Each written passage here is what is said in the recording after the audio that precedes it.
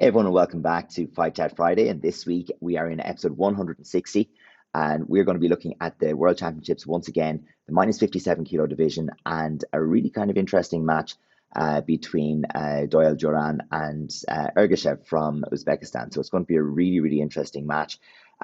This is one where, in the run up to the World Championships, we don't really know what to expect. Doiel is one of our favorites for the division. And he's not to spoil the whole fight, but he's not gotten through this round, and it ends up being that Ergashev makes his way the whole way to the final, and definitely upsets the apple cart for Spain along the way. But let's look at how he did it. Let's look at what lessons are in this fight, and with no further ado, let's jump straight in. All right, so here we have Doiel in red and Ergashev in blue. Uzbekistan have been coming through as of late. A lot of fights we see starting out with that front leg battle again, but a lot of different shots really we see from Uzbekistan here. Like not something we can see with traditional shots. Lots of spinning, lots of shots that you can't really prepare for like we normally would. So obviously that puts Doiel on a little bit of a back foot at times as well because it keeps him guessing, which is good. It keeps people honest and it stops people from having their A game right off the bat. But he is getting a bit of success leading off that front leg and getting into contact with the side kick.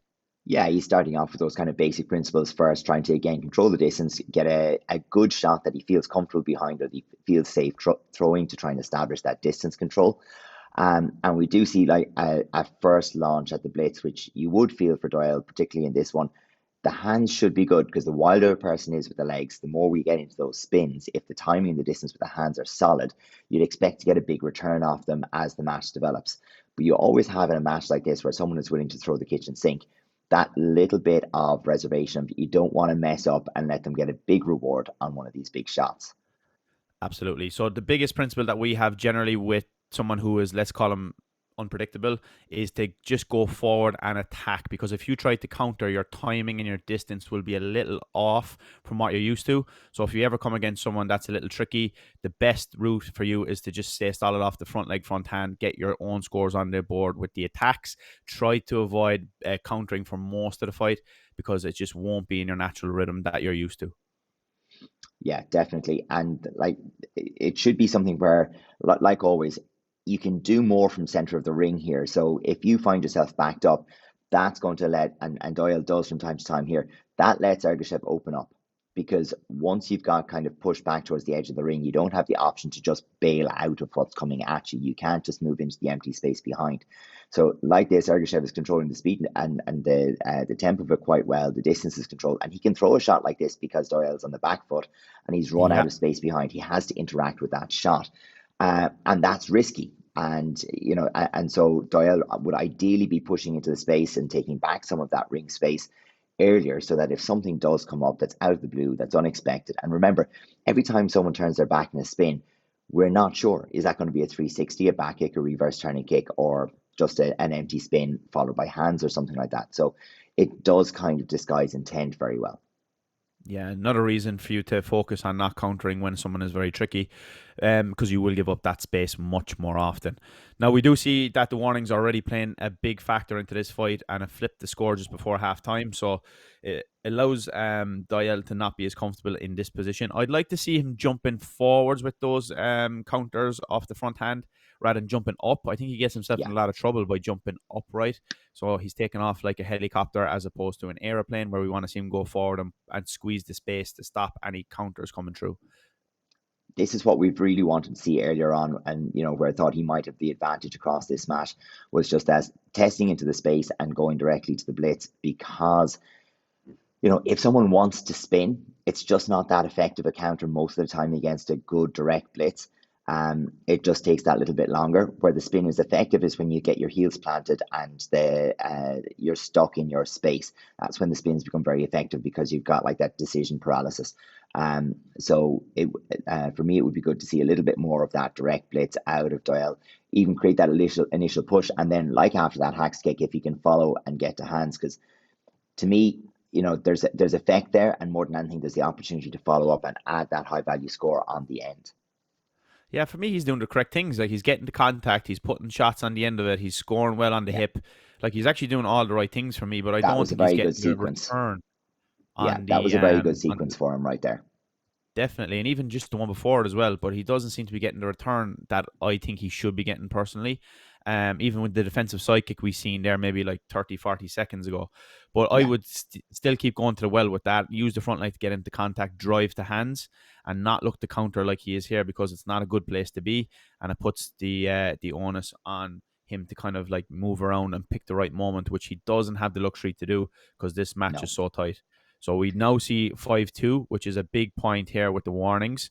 So whoever gets the next one is actually a big factor, and it brings it into play a little bit more. Now it's going to show us now that we have one grey. So if we can get that back for Doiel, that's going to be enough for him to draw at least. But then yeah. he actually ends up flipping over and losing that The, flag again. yeah, and the Showing card on the right was only a point. 1 point score as well at that point in time.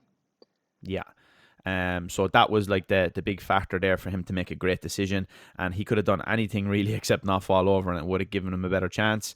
But that extra warning there played a pivotal a moment. The timing was just incorrect, and then the fact as well that Ergashev had 3 means he had the Yeah, luxury to have another one if he needed to have. So we talk about this time and time again. So it always comes down to the last couple of seconds in the high level matches between two very high level opponents.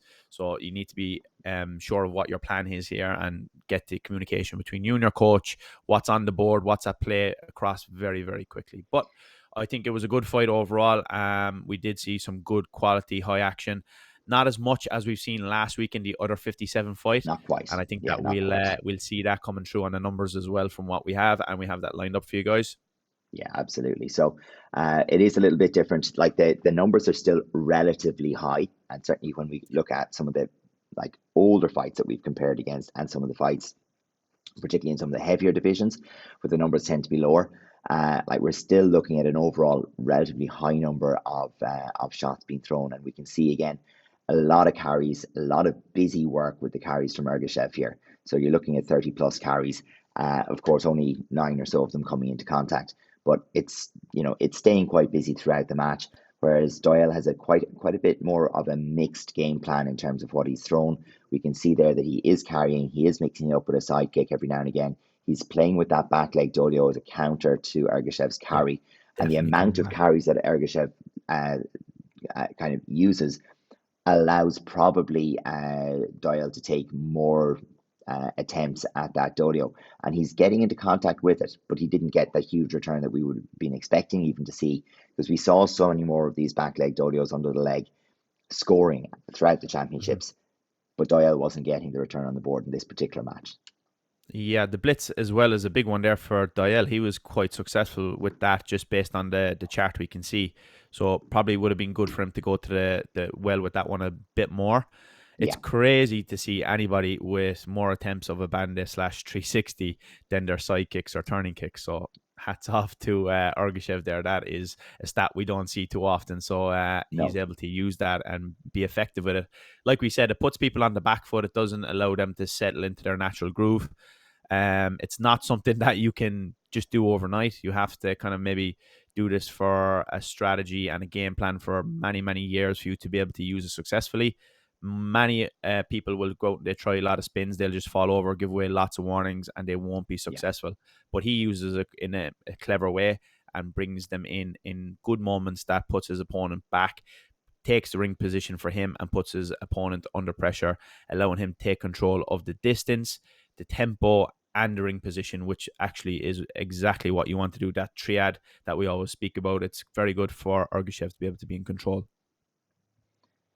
so looking at the overall, when we were looking at the match last week with Finn and Yassine, we saw just the number of attempts was crazy high in that one, the highest that we've seen across the whole thing. So we're seeing that overall the action, one from Doyle about every 4.71 seconds, and one from Ergashev every 3.24 seconds. So that's still quite a bit of action when you put it all together, uh, but it's considerably less than what we saw with Yassine and Finn last week. So it's really interesting to see how this is developing, and we're curious to see how this plays out as we start looking at all the different weight classes and as we compare across male and female across similar weight classes from micro up to heavyweight. Yeah, make sure you tune in for next week's episode as well, because we will be comparing some stats that we've accumulated over the last while for you to kind of come up with some learnings from the numbers that we're getting. But in today's fight, we do see that the contact rate was much higher percentage from Doiel, but he didn't throw as many.